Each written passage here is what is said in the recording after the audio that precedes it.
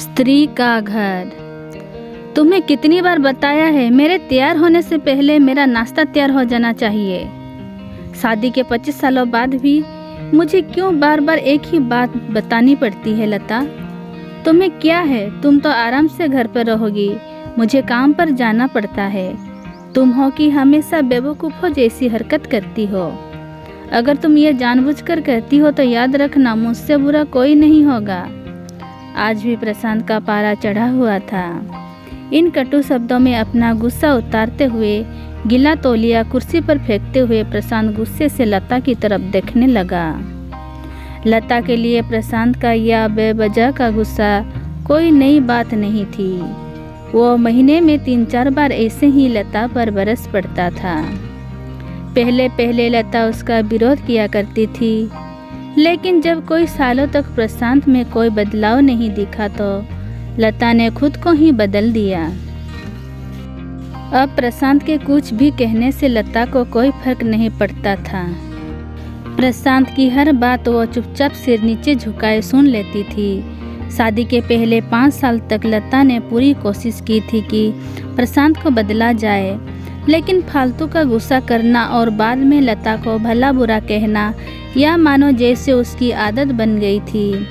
कोई भी बात विवाद होता तो प्रशांत सीधा लता को बोल देता, अगर मैं तुम्हें अच्छा नहीं लगता तो क्यों नहीं चली जाती अपने मायके, क्यों रहती हो मेरे साथ। इतना सब कुछ होने के बावजूद लता प्रशांत के साथ रहती थी, क्योंकि उससे अपनी बेटी की फिक्र थी। और वो जाती भी तो कहाँ जाती, अपने बूढ़े हो चुके माँ बाप को इस उम्र में परेशान करना वो नहीं चाहती थी। समाज और लोग क्या कहेंगे ये भी तो उसे देखना था।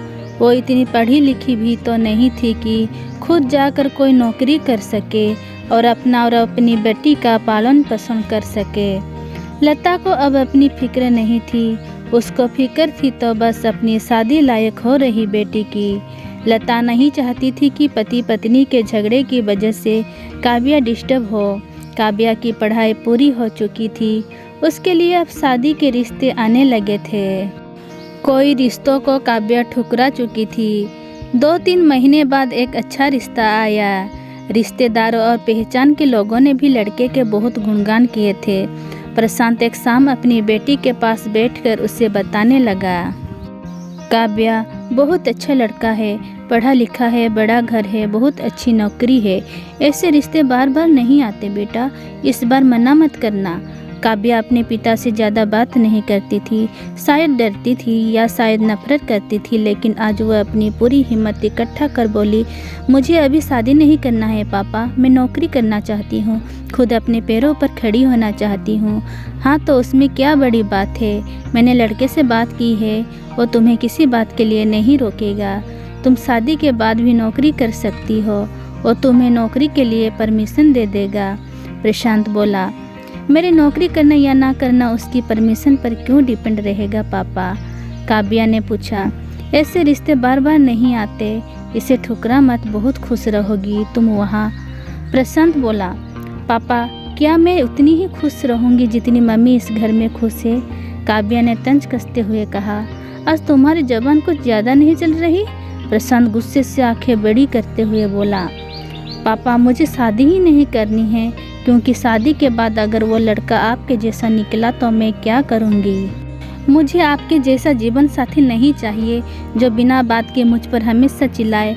मुझे कुछ भी अपनी पसंद का लेना हो तो 10 बार सोचना पड़े, कहीं वो नाराज़ ना हो जाए। मेरी तबीयत कैसी भी हो उससे परवाह ना हो, रोटी थोड़ी सी मोटी बन जाए तो घर सर पर उठा ले, उसकी चेक बुक ना मिले तो भी मेरा ही दोस्त निकाले, और हर छोटी मोटी बात पर मुझे मायके जाने के लिए कहे। काव्या ने अपना दिल खाली करते हुए पापा से सब कह दिया। प्रशांत का गुस्सा 7वें आसमान पर था, लेकिन उसके मुंह से एक भी शब्द नहीं फूट रहा था। वो काव्या की बातें सुन रहा था। काव्या उतना ही बोलकर चुप नहीं हुई। आज पहली बार वो अपने पापा के सामने इतना कुछ बोल रही थी। पापा, आपने माँ के साथ हमेशा गलत व्यवहार किया है। आप अपने ऑफिस का गुस्सा बिना सोचे समझे माँ पर उतार देते हैं, कभी इस बात की परवाह भी नहीं करते कि उन्हें कैसा लगता होगा। आपकी बातें सुन सुन माँ ने अपना स्वाभिमान खो दिया। प्रशांत आज पहली बार अपने किए बर्ताव को महसूस कर पा रहा था। वो इतना ही बोल पाया, जो तुम्हारा मन है वो करो, मैं तो इतना बुरा हूँ ना। काव्या ने प्रशांत का हाथ पकड़ा और बोली, पापा मुझे सिर्फ एक सवाल का जवाब दे दो। क्या आप चाहेंगे कि मेरा पति आपके जैसा हो? अगर आपका जवाब हाँ है तो कर दीजिए मेरा रिश्ता आज ही, और ना है तो मुझे आत्मनिर्भर बनने दीजिए। प्रशांत कुछ भी ना बोल पाया और वहाँ से चुपचाप बाहर चला गया। आज उसे लता के सामने जाने में शर्म आ रही थी। चलते चलते उसकी आंखों से आंसू बह रहे थे। प्रशांत ने आज से अपने आप को बदलने का निश्चय किया। अगले दिन से लता ने अपने पति में काफ़ी बदलाव देखा। वो सोचने लगी कि जो हिम्मत काव्या ने दिखाई है, वो हिम्मत अगर मैं पहले ही दिखा देती तो शायद आज परिस्थिति कुछ और होती। अब काव्या पढ़ लिख कर अच्छी नौकरी करने लगी थी और 3 साल बाद उसके लिए एक अच्छा रिश्ता आया।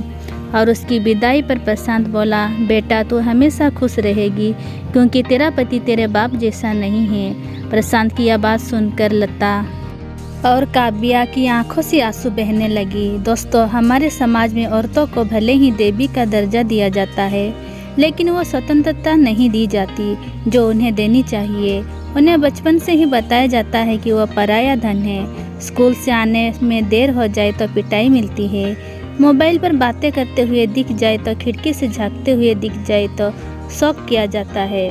माँ बाप का घर तुम्हारा नहीं है, पति का घर ही तुम्हारा घर है। जीवन भर ये बातें बता कर उन्हें ससुराल भेज दिया जाता है और एक दिन किसी छोटे मोटे झगड़े में ससुराल वालों से उन्हें सुनना पड़ता है कि इस घर को छोड़ दो और मायके चली जाओ।